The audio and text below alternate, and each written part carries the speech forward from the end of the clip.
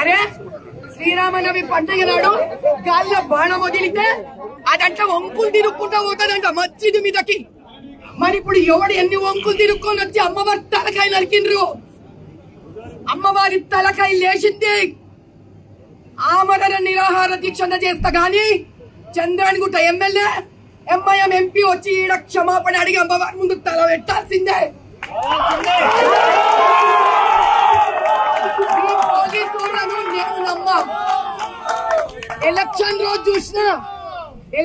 రోజు నేను చూసిన పోలీసులు ఎంత కోఆపరేట్ చేస్తారు. ఈ రక్షాపురం అనుభవం అయితే మస్తుంది. ఇలా నమ్మం. 10 మీటర్ దూరంలో ఉన్నాయి ఆ పోలీస్ స్టేషన్. గప్పుడే కాపాడుకోలేకపోయినాం మేము. ఇది బంగ్లాదేశ్ కాదు, హిందుస్థాన్. యాద్ రఖో. హిందువులకి ముస్లింలకి మధ్యలో గొడవలు తెచ్చే ప్రయత్నం చేస్తుంది చెత్త నా కొడుకులు. ఊరుకునేది లేదు. ఇది హిందూ ముస్లిం సమస్య కాదు, ఇది ఎంఐఎం సమస్య. ఇట్లా మేము గమ్మునుంటోని అనుకుంటున్నారు. ఈ రోజు తాడో పేడో తేలాల.